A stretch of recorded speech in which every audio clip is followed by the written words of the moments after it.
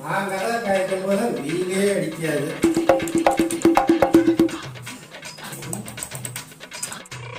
சாப்பிடுவாங்களா? சாப்பிடுவாங்களா? நீங்கள் சாப்பிட்றது சாப்பிடலாம். லாக் ஆகிறதுக்குள்ள பிரெட்டை சாப்பிட்டு வந்து வேண்டியதான்.